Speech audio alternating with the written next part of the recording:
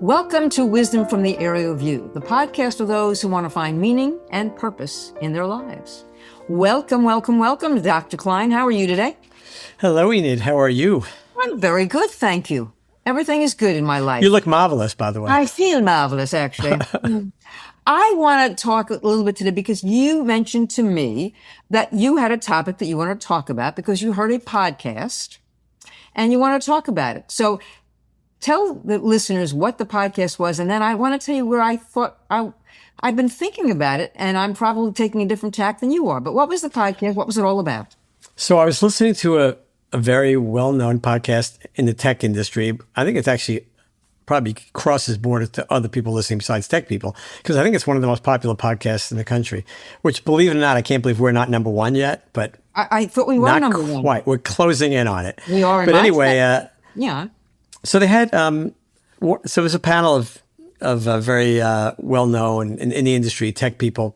And they had a guest, and one of the guests was Mark Benioff, who is the CEO of Salesforce, which is this Chagunda multi-world, it started off as a, customer relations management software, and it's expanded. And anyway, he's been extremely successful, and he's a very smart guy. You bet. And he was talking, and somehow in the middle of this conversation with these tech bros, he started talking about Tony Robbins, the motivational speaker, Tony Robbins, who's tremendously popular. He's quite the character. He's like a little P.T. Barnum, a little psychology, he's got a whole thing.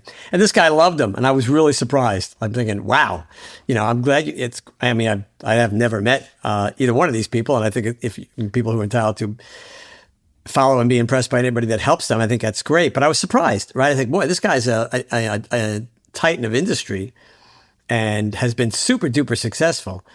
Talk about being in the top 1%. He's probably in the top 0.0000001% of the world, right? He's super successful guy.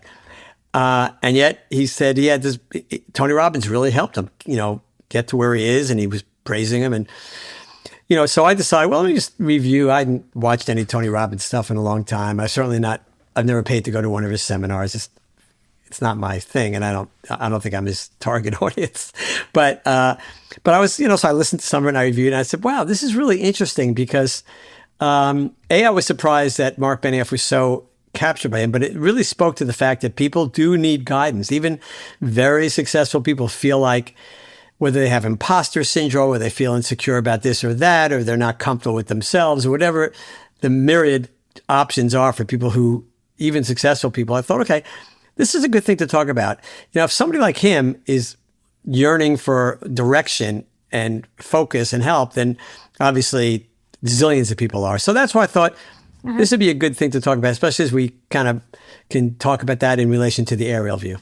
Well, so yes, you mentioned Tony Robbins and all that. So I went down a little bit of a rabbit hole, and I looked him up. He's got a very checkered past. He's done some things in his life that are not too cool. And the more I thought about it, the more I read about him, I thought, why do people trust him? And then the rabbit hole that I went down was about trust. And so I got back into our friends with the Stoics. And so Stoicism teaches that trust must be earned rather than freely given. The principle is rooted in the understanding that misplaced trust can lead to unnecessary suffering. And I kept thinking about trust. Why does a man like Mark Benioff, or anybody, trust someone who is basically a carnival barker? I don't know. But why do we trust people? We were talking about the influencers. We're trusting these people. Who are these people? And why do we trust them? And then I kept thinking about you. You keep talking about we shouldn't trust facts because facts are not sometimes factual. So I like kept thinking, oh my God, who then do we trust? And whatever happened to trust? And why does a man like Benioff trust a man like him, Robbins? And why did you get so, enraptured by this whole thing? Because this is a guy, I don't mean to say that you trusted him. I don't mean that at all. But it's interesting to me that you have these people out there that people are just, for whatever reason, throwing so into the wind and saying, I trust you.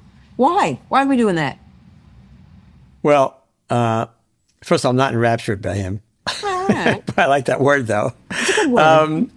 Why? Well, that's what we've been really talking about off and on since we started this podcast, is that people are searching, right? Searching. Yes. And, you go, well, and, so why have people historically purchased snake oil from snake oil salesmen? Yes. Right. That is nothing new under the sun. I mean, we go back, I was thinking of like the 2,000-year-old man with Mel Brooks and Carl Reiner and all those skits in the past of, cavemen and so on. And the same stories have repeated again and again and again. We talk about this all the time. So people have been buying snake oil. Look at all those supplements advertised on TV or the internet or all the social media. There's 9 million kinds of supplements, right? And I always wondered, why are people taking all these supplements? I mean, some of them have some proven value, but the vast majority have not been FDA tested and have no proven value. But some huckster is saying, take this and you'll live to 175 and you'll be able to dance all night, right? Yes. And people are very gullible because they're always looking for direction. They're looking for help. They're looking for somebody to help them focus and find a better direction.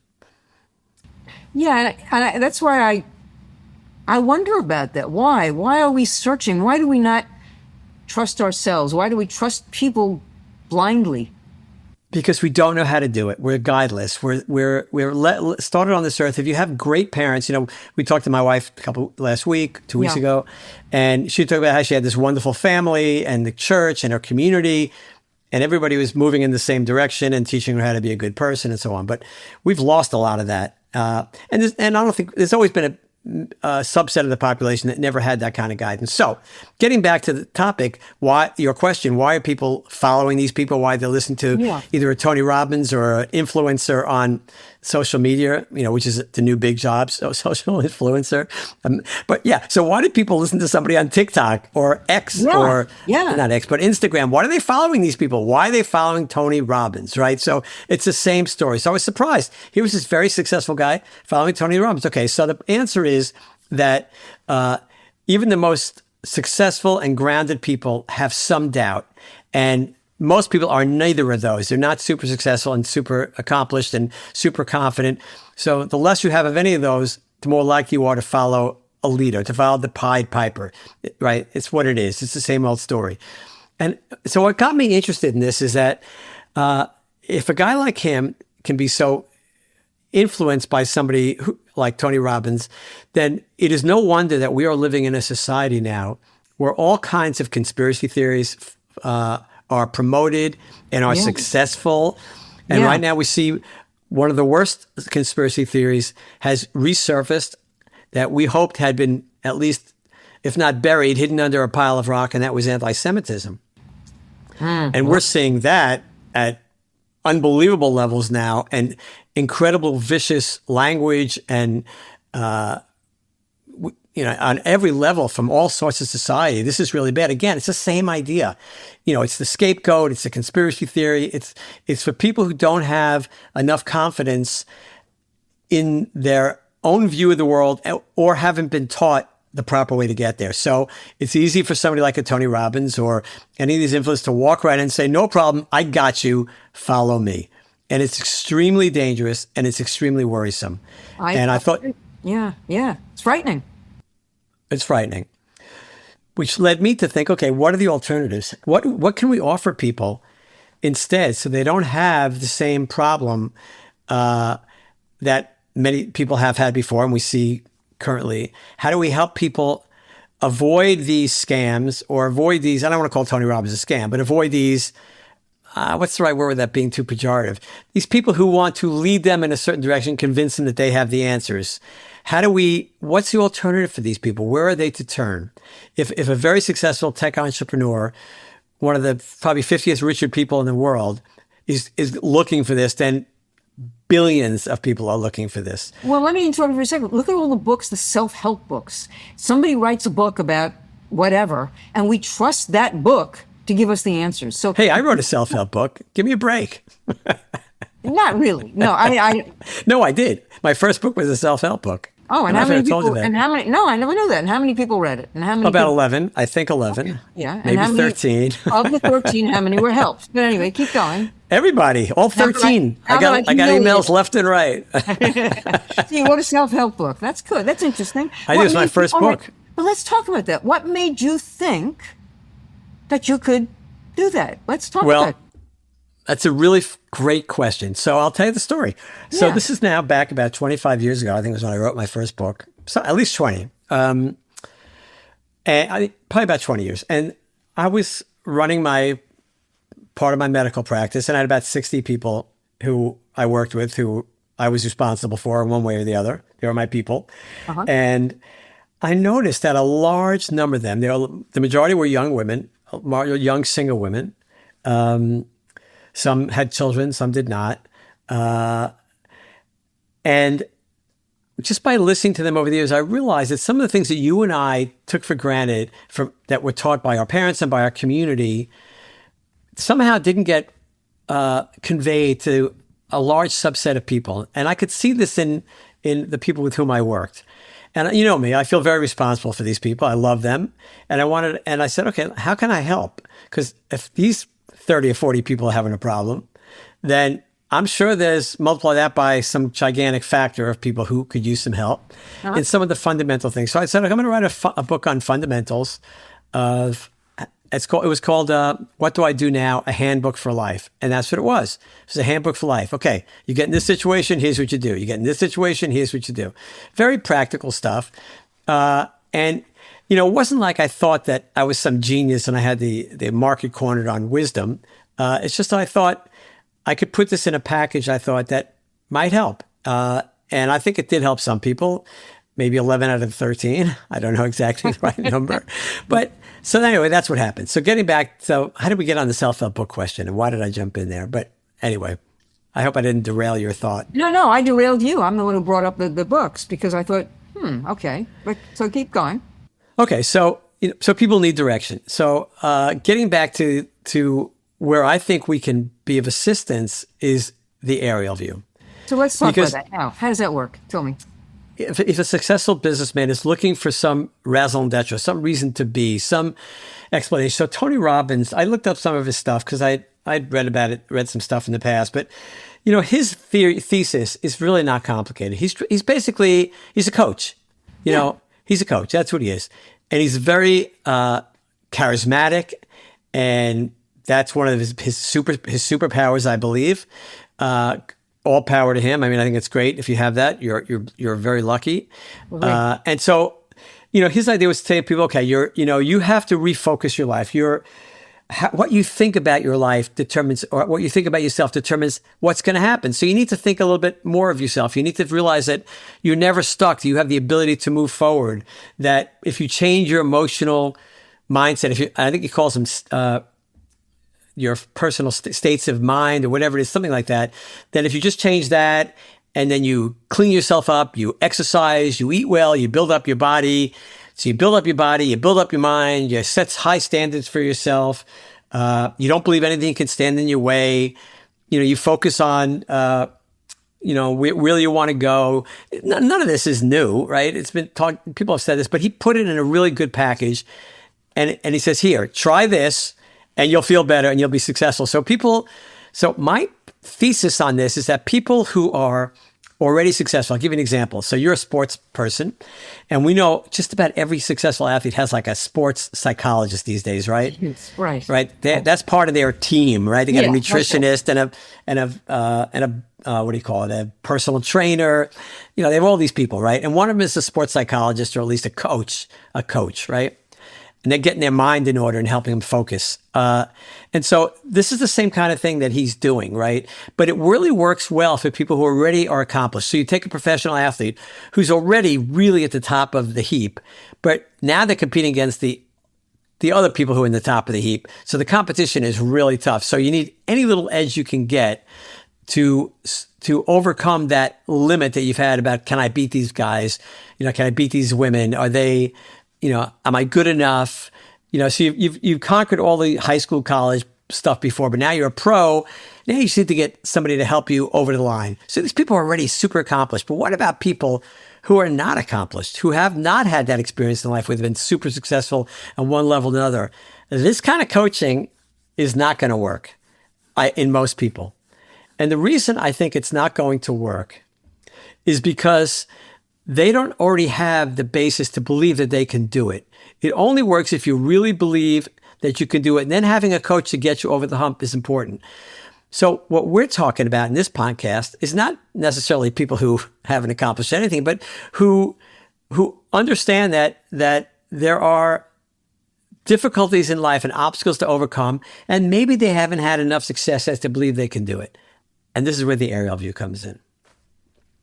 You know, it's funny because I keep thinking that the man who really invented this whole notion of this was our friend Viktor Frankl.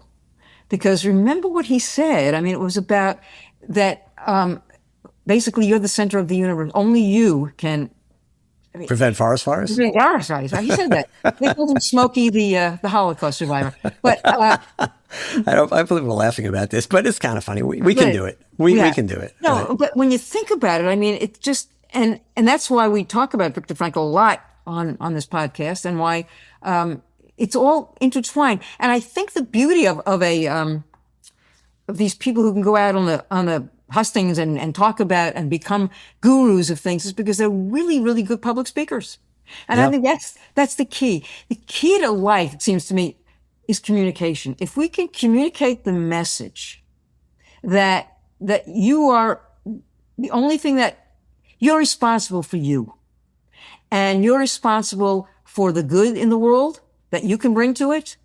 But it seems so almost too simple, if you will, that these folks who can get out there, and Tony Robbins, he's making a lot of money. There's no question about that. There are a lot of them, Brene Brown, they're making a lot of money. Good for them. And I suppose if in fact you can spark something in one person, you've done a lot. And that's, to me, the aerial view is, you're right. If people could understand the aerial view, you don't need to go out and listen to Tony Robbins. You can just read Mark Klein's book. Well, thank you. But the reason I brought this up is because, as I said before, the professional athletes or people like Mark Benioff are very successful people, already have had a lot accomplished under their belt. They're just trying to get over the next hump, really a very high level, right? But for most people, they haven't gotten there. So how does the aerial view help explain this? And one of the things I thought as I investigated this over the years, one of the concepts, we have talked about this before, but I want to bring it up again. And that is how reality is created. And the reason I want to bring it up, because it's the key for people believing that they are of value, that they have worth, and they can make an impact on the planet. And here's why. The way reality is created, again, I know I probably bored you to death with this, even than anybody else who's listening, is that when we make a decision, we release what I call a bubble into the universe. So like one of those little thought bubbles that comes out of your head in a comic book. So imagine every choice you make is a bubble. And as soon as you release that bubble, it interacts with the bubbles coming out of the other 8 billion people on the planet. And it gets banged around and moved around. That's why you can never predict the outcome of any choice, because once that choice is released, it's out of your hands, right? It is now being buffeted left and right, up and down by the 8 billion other bubbles that are coming from all the other people making decisions. And that's why there's no such thing as a right or best decision. Right. Meaning you make what you think is the best decision, but then what happens is completely out of your control, and you should let it go. So one of the side benefits is that people should understand is, don't fret like crazy about a decision. You make what you think is the best, most thoughtful, reasonable decision. And once you make it, you have no idea what's going to happen. So you can't fret over it. You just make it and you move on. Another one of my wife's many skills. But this is why. It's because your choice is being buffeted by the billions of others. Okay. When you make your choice, this bubble initiates a cascade of events. So even though it's being hammered by all the other decisions, it's also having an initial effect and creating this cascade of events, the outcome again of which you cannot predict. So it's a combination of, you make a decision or a choice, it starts this cascade of events, then it gets banged around by all the other choices. Forget it, you have no idea what's going to happen. It's completely unpredictable. But it has an effect on the world. That initial choice, that initial decision creates this cascade of events, which is then going to affect all the people not only right next to you or in your family or in your sphere, but down the road, it's going to affect people you have never heard of in places you've never seen, right? So that's why every choice is important, because it's one of those bubbles that's creating this cascade of events and interacting with everybody else's. So the way reality works is everybody participates. 100% of the people on the planet are involved in the creation of reality. None is more important. None is less important. We would swear that your best friend Donald Trump's decisions are more important. But in fact, when you're in the aerial view and you take the totality of time, you realize not true. Any single decision can create a cascade of events, the outcome of which you have no idea what's going to happen hours, months, years, decades, centuries later. You just don't know. So that's enough should be enough to empower people to say, hey, I do count. I do have value. Okay. Everything I do is going to have an impact. Now, I get to choose how I want to impact the world. So that's very empowering. The other thing, so the combination is there's no best or right choice. Don't fret. Make the best decision. Let it go. And then understand that you are equally contributing to the creation of reality as everybody else. So that's why you don't really need a Tony Robbins or anybody else to tell you you have an effect on the world. The way the world works, the fundamentals of the world are already telling you that. That's the evidence. You don't need a coach to tell you that. It is true. And that's how the world works. So just to those two things, to have a sense of that you are just as important as everybody else because you create reality and your choices are just as important. Number two is you don't have to worry about your choices. Let them go once they're gone. This is also freeing, liberating, and empowering at the same time. Now you got a shot. Now you have a belief that, hey, I do matter. Okay. I'm not useless. I'm not worthless. I do count. And that's just the way it is. Whether you want to count or not, you do, right? And then if you bring in Viktor Frankl, which I'm glad you mentioned that, Viktor Frankl, as you said, talks about your own power, but also in the sense that, remember, you have complete control of how you feel. This is your superpower. Don't give it away. So you start to add these things together, and it's a way to not even convince people, but to prove to people that this is how the world works. This is the power you have. Don't think too little of yourself.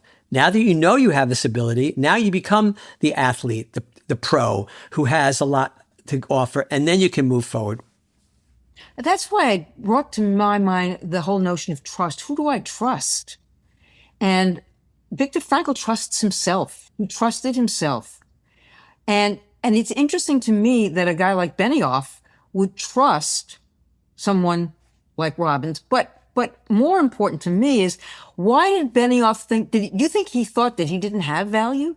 That he didn't trust himself, and therefore he turned to somebody, some outside influencer, if you will, to find his value? I mean, it's so interesting to me that a guy like that. Wow. It's everybody. That's the point. Even these people we put on a pedestal, they're telling you, right? Because if I had a chance to talk to him, to the CEO of Salesforce, I would tell him the same thing. Like I said, first of all, just look what you've done. But second of all, this is how the world works, right? Everybody's equal. Everybody has a say in the world. You have complete control of how you feel. And here's your purpose in life. Now go do things, right? And he's a very good guy. He's very philanthropic. He's doing a lot of really good stuff. Absolutely. So he's one of them on the list of people we talk about and we'd like to meet one of these days. But that's the point. Even somebody like him. So this is where the aerial view is so valuable. If you learn these fundamentals, we talk about the Viktor Frankl rule. Coolest rule of all time, right? You get to decide how you feel. You're in complete control of how you feel. So putting all these things together, that is very empowering. Now, let's get back to your question of trust. You and I see this, I think, a little differently. So my feeling is that if you're an adult, and I get if you're a woman, it's a little different, but let's leave that part out for a second. But I'm much more willing to trust people to take a chance, because if it turns out they disappoint me, then I've really lost nothing. Then they're the people who lose. What if, I am responsible only for my own behavior, and I can only be diminished by my own misdeeds. I cannot be diminished by the misdeeds of others, only by my own. So if somebody mistreats me, if I trust them and they take advantage of me or whatever, I am not diminished. They can't diminish me. Don't give that power to anybody, right? Don't give the power to determine your worth or how you feel to anybody. That's yours. Viktor Frankl taught us that. So if I trust somebody and they disappoint me, okay, bad on them, not bad on me. I'm not diminished by their behavior. I'm only only increased or diminished by my own behavior. Yeah, I hear you. I guess we don't talk about politics on this program because you won't let me. But I just want to add one thing that I am somewhat amazed by, and that is how we blindly sometimes follow the leader. When we were kids, it was that was the whole thing. Let's follow the leader. But in this day and age, we have people on both sides of the aisle who are blindly following the leader. They're looking for something they think is there that I don't know. And it really stupefies me to think that we're going down that path so too often, So people followed Hitler. Yeah, they did. Right?